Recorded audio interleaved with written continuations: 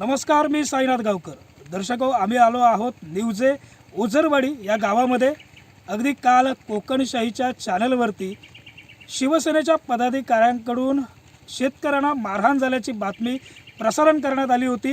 नेमकी शिवसेनेच्या पदाधिकाऱ्यांची दुसरी बाजू नेमकी काय ही जाणून घेण्याकरता थेट कोकणशाहीची टीम ही निवजे गावामध्ये आली. आपल्यासोबत आहेत प्रभाकर वारंग. साहेब, काय सांगाल, नेमकी घटना काय होती? आपल्यावरती मारहाणीचे आरोप केले गेले, नेमकी काय घटना होती?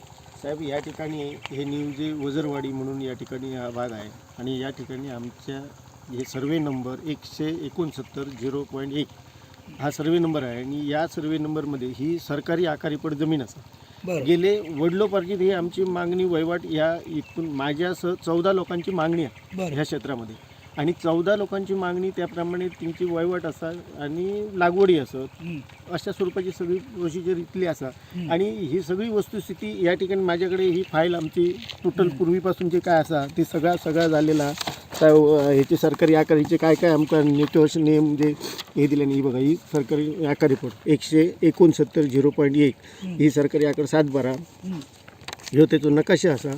त्याचप्रमाणे आमचे जबाब झालेले सगळे हे असत, हे सगळे हे असा आणि हे झालेली आमका ऑर्डर आहे त्यावेळी काय झाली ती त्याप्रमाणे सरकारी यंत्रणेची हे असत. तर या ठिकाणी झाली कशी पोझिशन की साहेब, आम्ही ज्यावेळी या ठिकाणी मशीन लागली आणि हे चालू असं ह्या ज्यावेळी आमका समजला लाकूड तोड चालू असा JCP लावलेली आहे त्यावेळी मी त्यांना विचारणा करण्यासाठी आलो. तर मी ज्यावेळी येईल तर ते 16-14 माणूस या ठिकाणी काम करत होते. ही संपूर्ण ह्या स्वरूपाची तोड चालू होती आणि ही चालू असताना त्याच्यातले 4 डंप म्हणजे हे गाड्या माल गेला आणि हे अशी सगळी ते तोडत हे सगळं म्हणजे अशी चांगली लागती झाडं, ही आता रतांबेचं झाड आहे, ते काजूचं झाड आहे, तिथे पुढे पेरूचं झाड आहे, बांबू आहेत, हे सगळी मोडतोड करून त्या लोकांनी सगळी हे तोडून सगळं हे JCPच्या साह्याने चाललेलं होतं. त्यावेळी मी त्यांना सांगितलं, बाबा हे काय चाललं आहे?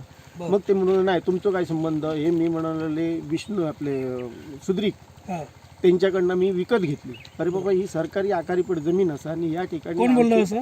चंद्रकांत मराठे हे बोलले की ही मी नानू आपले सुद्रिक यांच्याकडनं मी विकत घेतली. बाबा, कोण सुद्रिक म्हणून घेतली?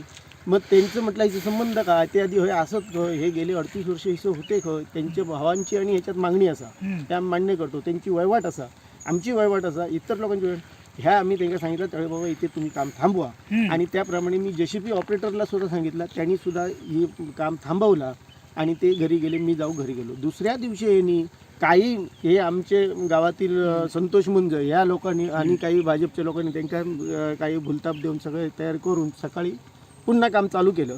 त्यावेळी मी सकाळी त्यांना विचारणा करता आलो आणि त्यावेळी माझ्यासोबत माझा मुलगा होता आणि ज्यावेळी मी त्यांना विचारत होतो की बाबा हे काय चाललं, तुम्ही पुन्हा हे काल थांबवून तुमचं काम थांबवून सांगलेलं होतं, कारण तलाठी सर्कल, मामलेदार प्रांत तसेच फॉरेस्ट डिपार्टमेंटची माणसं या सगळ्या अधिकाऱ्यांना कळवलेलं आहे. ते सगळे लोक आता येत आहेत.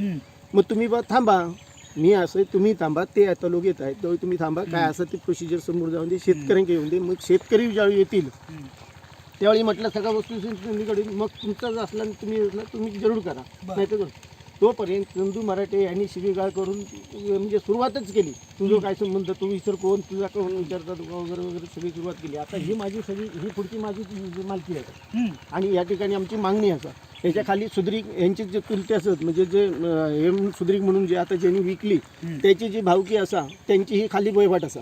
इकडे बघा, या ठिकाणी असे आता ह्यावळेकर असत, निवगी असत, गाड असत, पलीकडे हरिजन असत, आमचे असे लोक सगळे असत.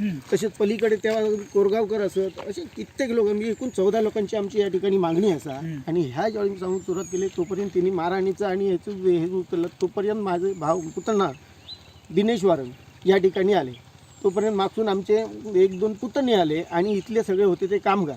आम्ही 2-3 जणच होतो आणि इथले जे कामगार मिळून आम्ही 10-12 माणसं होतो इथं टोटल. आणि त्याच्यात धक्कामुक्की त्यांनी सुरुवात झाली आणि त्यांना आम्ही काम थांबवण्याचा प्रयत्न केला. फक्त त्यांनी हे स्टंटबाजी करून खच तरी पक्षाला बदनाम करण्यासाठी त्यांनी आमची म्हणजे मी शिवसैनिक असे, मी कट्टर शिवसैनिक असे असं नाही गेले, मी 40 वर्ष शिवसेनेचंच काम करतोय. मग त्या राग मनात धरून आणि पक्षाची बदनामी करण्यासाठी त्यांनी हे काल तुम्हाला बोलवून इथे षडयंत्र रगवलं. आणि पुतण्या माझा उपसरपंच आहे माझ्या घावनाळे गावचा, तसेच हे इथले सुद्धा निवजा गावचे सरपंच पोलीस पाटील त्यांच्यासुद्धा आम्ही सगळं आमंत्रित केला. तेव्हा नंतर इथे इल्ले पण जरा लेट झाले. तर त्याला बदनाम करण्यासाठी हे सगळं कारस्थान सगळं रंगवला गेला आणि मग तुमच्यात तुम्ही आता म्हणताय की बाचाबाची झाली, नेमकं काय झालं? मारहाण झाली नाही झाली, शेतकऱ्याला मारहाण केली नाही केली, नेमकं काय ऑन कॅमेरा सांगणार आहात? साहेब, कृष्णा सुद्रिक याला कोणीही कसलाही प्रकारचा हात लावला नाही.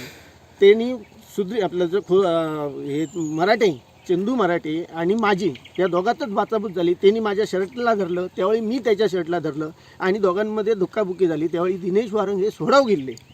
हे मारामारी करू किंवा इतर कोणी येऊ नये होते किंवा इथले त्याचे सुद्धा तिसरे जे कामगार होते, इथले जे माणूस होते, हे सुद्धा त्या ठिकाणी समक्ष हजर होते. शेतकरी त्यांनी फक्त सोडवण्याचा प्रयत्न केला. फक्त दोघांची धक्काबुक्की. आपल्याबरोबर उपसरपंच दिनेश वारंग सुद्धा आहेत, आपण त्यांच्याशी बोलणार आहोत.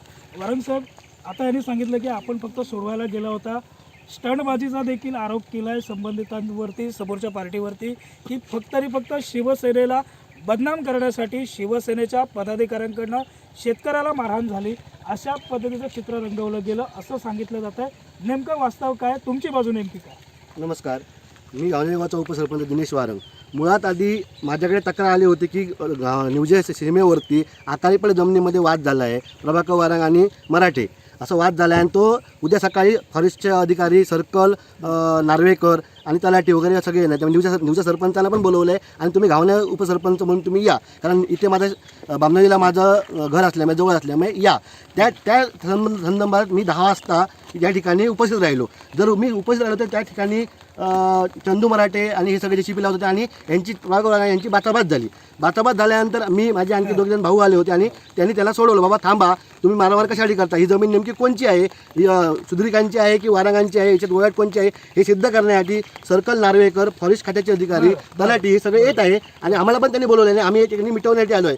परंतु त्यांची शिवीगाळ करण्याची पद्धत आणि धक्काबुक्की वाढलं. परंतु आम्ही 4-5 लोक असल्यामुळे आणि हे जे बोलतात 10-15 लोकांनी मारलं, अगर 10-15 लोकांनी ह्यांना मारलं असं तर चंदू मराठे आणि सुद्रिक हे जे काल बोलत होते त्यात दिसले असते का? 10-15 लोक मारल्यानंतर काय परिस्थिती होते? या कोणालाही त्यांनी कोणी हात लावला नाही. सुद्रिकाला तर कोणी हात पण लावला नाही. मराठ्यानं आणि काकाने मी बाजूला केलं आणि थांबा म्हटलं.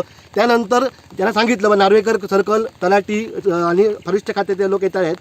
तोपर्यंत हे याला कळलं, कारण ॲक्च्युली ही आकारीपड जमीन आहे. आकारीपड जमिनीमध्ये तोडणे, लाकूड तोडणे किंवा ज्याची हा गुन्हा आहे. शासनाने ह्या लोकांना फक्त आपली कसवट म्हणून ठरवून दिली जागा आहे. हा पूर्ण मानगाव खोऱ्याचा विषय आहे. परंतु हा गुन्हा आहे समजल्यानंतर चंदू मराठे जे कामगार, JCP वाले सगळे पण आम्ही त्यांना थांबत होतो. 10 मिनिटात फॉरेस्टच्या खात्याचे लोक इथे आले, सर्कल आले, तोपर्यंत हे सगळे पळून गेले. इथे आल्यानंतर मी त्यांना सांगितलं मराठ्यांना आणि सुद्रिकांना बोलून घ्या, परंतु ते फोनवर त्यांना उत्तर उलटं दिलं. ते आम्ही येऊ शकत नाही, तुम्ही काय ते करून घ्या. इथे आले नाही. त्यानंतर सर्कल आणि तलाठी आणि पंचायती घातली, स्वतः माझी पंचायती सही केलेली आहे. सगळं यांचं म्हणणं ऐकून घेतलं आणि नंतर ते गेले. ह्यांच्या अंगात जर चोरी नसली तर यांच्याकडे कागद असले असते तर ह्यांनी इथे उपस्थित राहायला पाहिजे होतं, कारण महसूल खात्याच्या अधिकाऱ्यानंतर ही जमीन कोणची, नेमके काय भाग आहे समोर स्पष्ट झाला होता. आणि त्यानंतर पंचायत घेतल्यानंतर लोक घरी गेले, आम्ही पण घरी गेलो. परंतु हे मारहाण बिरहाण फक्त धक्काबुक्की झाली हे मान्य करतो.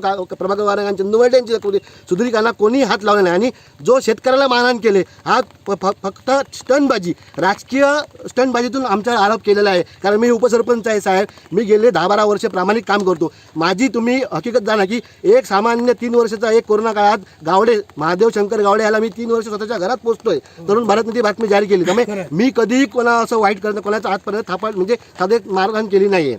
नाही, पण मला एक सांगा, अगदी माझ्यासहित सर्व दर्शकांच्या मनातही तो प्रश्न आहे जो काल कोकणसाईच्या माध्यमातूनही मांडला गेला. पोलीस स्थानकामध्ये ज्यावेळी हे सुद्रिक वगैरे मंडळी तक्रार देण्याकरता गेले, त्यावेळी त्या ठिकाणी तक्रार का घेतली गेली नाही असा त्यांचा प्रश्न आहे.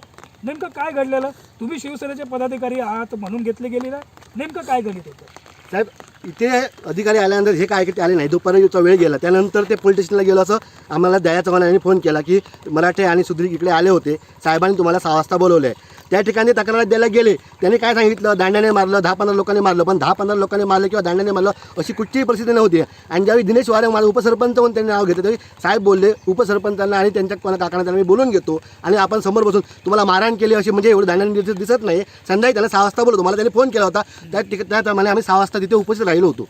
बरं, पण एकूणच ह्या संपूर्ण घटनेमुळे कुठंतरी आताच्या घडीला तुम्ही म्हणताय की ही समोरच्यांची स्टंटबाजी शिवसेनेला बदनाम करण्याची, नेमकं आता काय आवाहन करा? नेमकं म्हणजे साहेब बघा, आता माझ्यासारखा सर्वसामान्य उपसरपंच, आता माझ्या गावाची लोकसंख्या 2,500 लोकसंख्या, एवढा मोठा विखुरलेलं गाव आहे, असे प्रश्न शेतकऱ्यांचे वाटेवरून हद्दीवरून होत असतात. त्या ठिकाणी माझ्यासारख्या सर्वसामान्य उपसरपंच उपस्थित राहायचं की नाही हा माझ्यासमोर प्रश्न आहे. कारण एखादा वाद मिटवायला गेल्यानंतर उपसरपंचाने शेतकऱ्याला मारहाण करणे असं जर जाहीर किंवा आता त्याने माझ्यावर पण गुन्हा दाखल केलेला आहे, असं जर होत असेल तर माझ्यासारख्या सर्वसामान्य उपसरपंचाने काय करायचं. आणि विनाकारण पक्षाची बदनामी, फक्त कसं मी 4 महिन्यापूर्वी शिवसेना पक्षामध्ये प्रवेश केला आहे, माझं काम चांगलं आहे, जनता घावण्याची किंवा 25 लोक माझ्यासोबत आहेत आणि त्यामुळेच भाजपचे कार्यकर्ते आणि हे काही कार्यकर्ते मिळून आमच्या गावातले असंतुष्ट लोक मिळून हे षडयंत्र केलेलं आहे. कारण जर त्यांना हे करायचं शनिवार त्यांनी काम थांबवलं असतं, ह्यांच्या अंगात चोर नसते, त्यांनी कागदपत्रासहित आमच्या प्रभागवाल्यांकडे पूर्ण आणि इतरल्या सगळ्या लोकांकडे कागदपत्रासहित सगळं डिटेल आहे. आम्ही आणि माझ्या शासनाला तुमच्या माध्यमातून सवाल आहे की आकारीपडीमध्ये जमीन जर अशी विकता येत असेल आणि आकारीपडीमध्ये तोड करता येईल, कारण सरकारने पंचायती केली, त्यामुळे चंदू मराठे आणि या सुधारिकांवर शासनाने कारवाई करावी, अन्यथा सर्व आकारीपडीतील लोकांना लाकडं विकण्याची परवानगी आणि जमीन विकण्याची परमिशन द्यावी. हा मला थेट सरकारला सवाल आहे. निश्चितच आपल्याबरोबर होते घावनाळीचे उपसरपंच दिनेश वारंग आणि त्याचप्रमाणे प्रभाकर वारंगसुद्धा.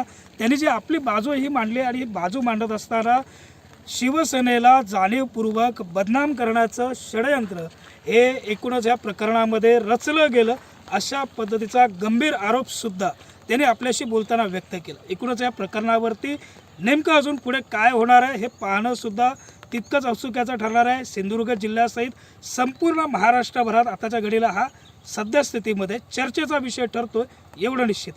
चिन्मय घोगळेसह साईनाथ गावकर, कोकणशाही न्यूज आहे. असे नवनवीन व्हिडिओ पाहण्यासाठी कोकणशाहीचं यूट्यूब चॅनल सबस्क्राईब करा व बेल बटन प्रेस करा. तसेच फेसबुक पेज लाईक करा आणि इंस्टाग्राम पेज व ट्विटर पेजला फॉलो करायला